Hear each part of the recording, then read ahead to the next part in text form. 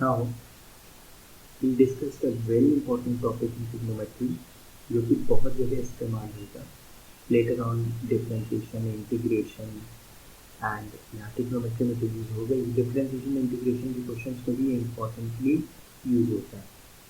तो क्या करना है, we have to express a cos theta plus minus b sin theta in the form of r sin theta plus minus alpha या r cos theta plus minus alpha। Basically करना क्या है कि हमको a cos थीटा बीच में sign plus हो minus हो उससे कोई फर्क नहीं, b साइन थीटा अगर इस तरीके का एक्सप्रेशन दिया, इस तरीके का एक्सप्रेशन a और b क्या है, a and b are constant,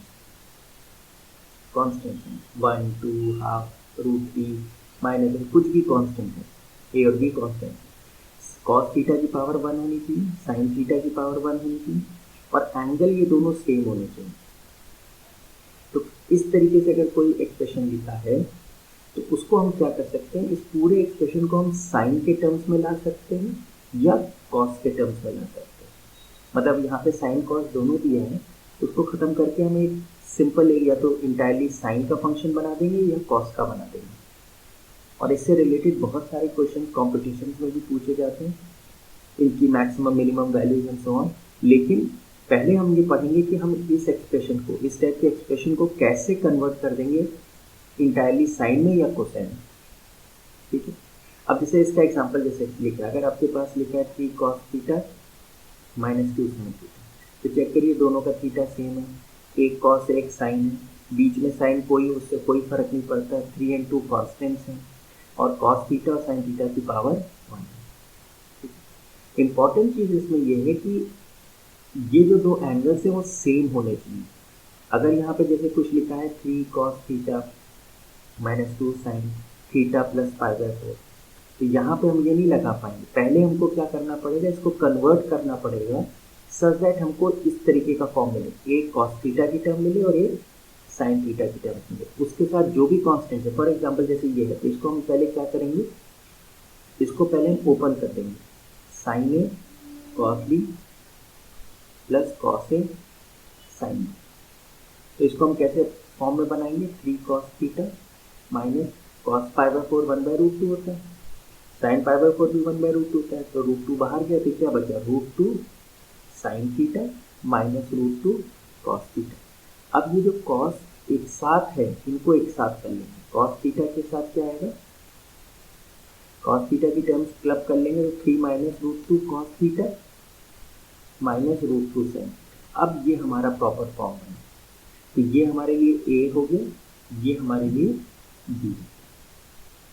अब देखिए दोनों एंगल सेम है और cos थीटा की पावर 1 है, sin थीटा की पावर। तो या तो हमको इस तरीके से फॉर्म स्ट्रेट फॉरवर्ड मिल जाए, नहीं तो अगर नहीं है तो पहले हम इसे कन्वर्ट करेंगे, फिर हम इस प्रोसेस को स्टार्ट करेंगे। ये इंपॉर्टेंट चीज़, ठीक। तो इसका एक सिंपल एल्गोरिथम है, उसको हमें फॉलो करते रहेंगे, ठीक है।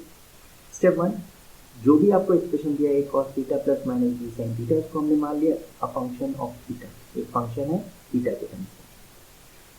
स्टेप 1, जो कोफिशिएंट्स हैं cos थीटा और sin थीटा के, उनका स्क्वायर करके ऐड कीजिए और स्क्वायर रूट ले लीजिए और उससे इस पूरे एक्सप्रेशन को डिवाइड और मल्टीप्लाई कर दीजिए, कोई फर्क नहीं पड़ेगा क्योंकि एलसीएम क्या हो जाएगा, √a² प्लस b² इससे कैंसिल हो जाएगा, तो कोई फर्क पड़ेगा नहीं। नाउ एक चीज़ हमें ध्यान रखनी है कि a/√a² प्लस b² हमेशा 1 से कम होगा। क्यों? क्योंकि a का स्क्वायर नीचे है और उसमें हमने b² ऐड कर दिया, तो नीचे जो डिनोमिनेटर की वैल्यू है वो a से बड़ी हो गई है। इसका मतलब ये वैल्यू लेस देन 1 है। अगर ये लेस देन 1 है तो हमने पढ़ा था कि साइन थीटा की जो भी वैल्यू होती है वो हमेशा 1 से या तो कम होती है और -1 से हमेशा ज़्यादा होती है। तो अगर ये वैल्यू 1 से कम है तो साइन में हमें कोई ना कोई एंगल तो मिल ही जाएगा, इसके कॉरस्पॉन्डिंग, इस वैल्यू के कॉरस्पॉन्डिंग हमको थीटा कोई मिल जाएगा साइन में, क्योंकि ये वैल्यू लेस देन 1 है और लेस देन 1 होगी तो साइन थीटा में कोई ना कोई एंगल जरूर होगा इसके कॉरस्पॉन्डिंग। इसी तरीके से b/√a² प्लस b² भी क्या है, ये भी लेस देन 1, सेम लॉजिक। यहाँ ऊपर b है, नीचे b² तो है प्लस उसमें a² ऐड हो गया, तो नीचे डिनोमिनेटर की वैल्यू बढ़ गई, तो उसका स्क्वायर रूट भी क्या होगा, b से बड़ा होगा, तो यानी लेस देन 1। तो इसका मतलब यहाँ भी हमको एक साइन की वैल्यू कोई मिल जाएगी, इनफैक्ट हमें कॉस की भी वैल्यू मिल जाएगी, क्योंकि कॉस भी क्या होता है, -1 +1 के बीच में होता है, ये वैल्यू लेस देन 1 है, तो इसका मतलब कोई ना कोई angle corresponding to these values हमें मिल जाएगा। तो स्टेप 1 ये हो गया। स्टेप 2 क्या हुआ कि अगर अब हमें अपने पूरे फंक्शन को साइन के टर्म्स में बनाना है तो हमें क्या करना होगा, हम क्या करेंगे, जो a/√a² + b² है इसको साइन अल्फा मान लेंगे। अल्फा वो एंगल है जो इस वैल्यू के कॉरस्पॉन्डिंग आ रहा है, ये वैल्यू लेस देन 1 है, तो साइन में कोई ना कोई एंगल ऐसा जरूर होगा जिसका साइन लेने पे ये वैल्यू आ जाएगी। और जो सेकेंड टर्म है b अपॉन मतलब साइन थीटा का जो कोफिशिएंट है b/√a² + b², उसको हम मान लेंगे कॉस अल्फा, मतलब b/√a² + b² की जो वैल्यू है वो अल्फा एंगल में कॉस लेने पे आ जाएगी। ठीक है, इसका मतलब साइन अल्फा कॉस अल्फा की दो वैल्यूज हमको मिल गई, वो वैल्यूज हमने यहाँ रख दी। तो a/√a² + b² हो गया कॉस साइन अल्फा और b/√a² + b² हो गया कॉस अल्फा। तो देखिए cos theta sine alpha plus minus sine theta cos alpha, plus हो तो प्लस का फॉर्मूला बन जाएगा साइन में, माइनस हो तो माइनस का बन जाएगा साइन a + b या a - b। Cos theta sine alpha plus sine theta cos alpha, तो ये इसमें बन जाएगा √a² + b² sign theta plus minus alpha, जो भी प्लस माइनस होगा उसी हिसाब से बन जाएगा। सेकेंड केस क्या है कि अगर हमें फंक्शन को पूरा पूरा कोसाइन में कन्वर्ट करना है तो जो हमने a/√a² + b² को जिसको साइन अल्फा माना था उसको कॉस अल्फा मान लेंगे। लॉजिक तो वही रहेगा, a/√a² + b² किसी वैल्यू अल्फा में कॉस लेने पे ही आ जाएगी क्योंकि लेस देन 1 है। इसी तरह b/√a² + b² वैल्यू कब आ जाएगी, कोई अल्फा होगा जिसका साइन लेने पे ही आ जाएगी। तो जो साइन थीटा का कोफिशिएंट इस बार उसको साइन अल्फा लेना और जो कॉस थीटा का कोफिशिएंट है उसको कॉस अल्फा लेना। तो हमारा फॉर्म क्या बन जाएगा, cos theta cos alpha plus minus sine theta sine alpha. ये क्या फॉर्मूला है, कॉस a + b या cos a - b, depending on यहाँ बीच में साइन कौन सा है। इस तरीके से हम अपने पूरे फंक्शन को सिंगल फंक्शन में कन्वर्ट कर लेंगे। ठीक है, दूसरी चीज जैसे पहले एक एग्जांपल देखते हैं। Let's say we have 3 cos theta plus 4 sin theta. ठीक है, तो अब ये हमारी सारी कंडीशन फुलफिल कर रहा है। cos थीटा sin थीटा की पावर 1 है, दोनों में थीटा लिखा है। ठीक है, बीच में साइन कुछ भी, this is a and let's say this is b. तो स्टेप 1 क्या था, √a² + b² से मल्टीप्लाई डिवाइड, मतलब 3² + 4², तो कितना आ गया 5। तो हम 5 से डिवाइड कर देंगे एंड 5 से मल्टीप्लाई कर देंगे। नेक्स्ट नोट देखिए, अब अगर हमें इसे कॉस में बनाना है, पूरा पूरा कॉस बनाना है, तो 3/5 को हमने मान लिया कॉस अल्फा और 4/5 को क्या मान लिया साइन अल्फा। तो क्या फॉर्म बना, cos theta cos alpha plus sign theta sine alpha, 5 बाहर। तो क्या फॉर्म बन गया, कॉस थीटा माइनस, देखिए पूरा का पूरा फंक्शन कॉस में बन गया। यही क्वेश्चन अगर हम कहते कि हमें साइन में बनाना है तो हम क्या करते, 3/5 को ले लेते sine alpha, instead of cos alpha sine alpha ले लेते, और 4/5 को ले लेते कॉस अल्फा, क्योंकि कॉस अल्फा का जो फॉर्मूला उस हिसाब से बनाएंगे, साइन अल्फा का जो फॉर्मूला उस हिसाब से बनाएंगे। तो 3/5 क्या लेते हैं साइन अल्फा, तो क्या होता है cos theta sine alpha plus 4/5 को cos alpha, cos alpha sine theta. इस बार किसका फॉर्मूला बन गया, sine a + b, sine theta plus alpha. तो वही क्वेश्चन हम कॉस में भी कन्वर्ट कर सकते हैं, साइन में भी कन्वर्ट कर सकते हैं। ठीक है, एक और एग्जांपल लेते हैं। जैसे we have to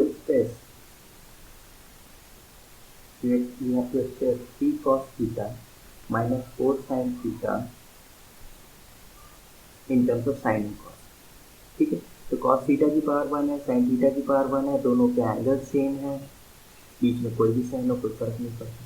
स्टेप 1, 3² + 4² का ऐड करके स्क्वायर रूट, तो 5 आ गई।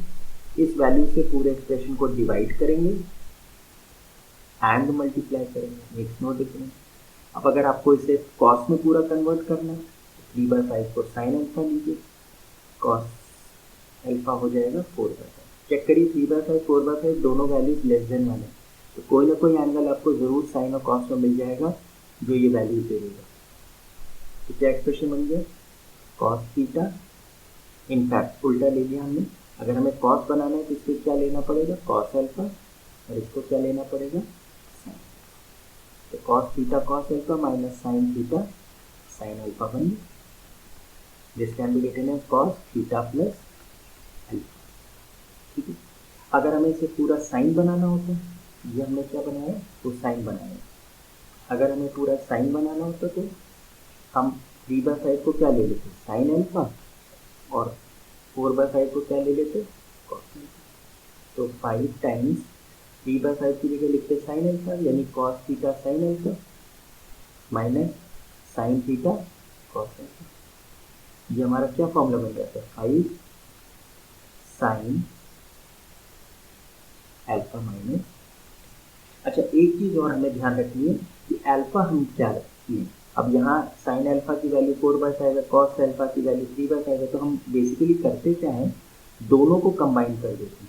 तो हम एक्चुअली क्या निकाल देते हैं, साइन अल्फा, मतलब sine alpha upon tan alpha निकाल देते हैं, मतलब sine alpha upon cos alpha. तो दोनों की वैल्यूज आ गई इसमें। तो क्या हो गई, अगर हमसे कोई कहे अल्फा क्या है, तो अल्फा क्या है कहेंगे, लेटर ऑन 12th में पढ़ेंगे। अभी हम कैसे समझ लें बस कि अल्फा की वैल्यू क्या है, टैन इनवर्स 4/3, टैन इनवर्स 4/3।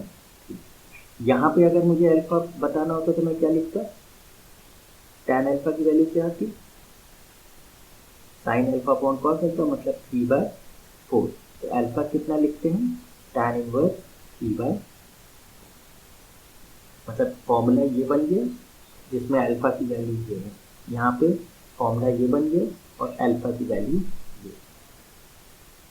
ठीक है, तो इस तरीके से हम लोग अपने इस टाइप के एक्सप्रेशन को कन्वर्ट कर देते हैं। ठीक है, एक एग्जांपल और लेते हैं। Let's say we have find the sine of sine 100 plus cos 100। इसका हमें साइन बताना है, प्लस आएगा कि माइनस। अब या तो आपको इसकी वैल्यूज पता हो कि भाई साइन 100 की क्या वैल्यू है, कॉस 100, ये स्टैंडर्ड वैल्यूज है नहीं, तो आपको इसका मतलब टेबल्स यूज करना पड़ेगा। टेबल्स अगर नहीं अवेलेबल है तो कैसे सॉल्व करेंगे, तो चेक करिए, ये एंगल देखिए दोनों सेम है, साइन थीटा की पावर 1 कॉस थीटा की पावर 1, और दोनों के कोफिशिएंट्स क्या है, 1 1 1 1 ले सकते हैं। तो ये हमारा फॉर्म एग्जैक्टली इस फॉर्म का दिख रहा है हमें। तो इसको हम क्या करें, पूरा एक या तो साइन में बना लें या कॉस में बना लें। तो जो साइन के अंदर एंगल आएगा, उस जो भी साइन या कॉस के अंदर एंगल आएगा उससे हम प्रिडिक्ट कर देंगे कि किस क्वाड्रेंट में, उसी हिसाब से उसका साइन प्रिडिक्ट कर देंगे। तो ए क्या है, 1 है, और बी भी क्या है, 1। तो चेक करिए, a² प्लस b² का under root is what, 1² plus 1² यानी √2। तो √2 से हम डिवाइड कर दें एंड √2 से मल्टीप्लाई कर दें। आप चेक करिए 1/√2, इससे कोई फर्क नहीं पड़ेगा कि इसे हम साइन में कन्वर्ट करें या कॉस में करें, हमें तो क्वाड्रेंट चेक करना है। तो 1/√2 का लेट से अगर हम इसे साइन में कन्वर्ट करते हैं तो 1/√2 को क्या मान लें, कॉस, और 1/√2 तो एक स्टैंडर्ड वैल्यू थी, यानी कॉस 45 होगी, और साइन 45 क्या हो जाएगा, दूसरा वाला 1/√2। तो ये क्या हो गया, sine 100 cos 45 plus cos 100 sine 45, बाहर क्या है, √2। तो this is what, √2 into sine, तो sine A cos B plus cos A sine B, मतलब साइन ए प्लस बी हो गया, यानी 100 प्लस 45। ये क्या हो गया, √2 साइन 145।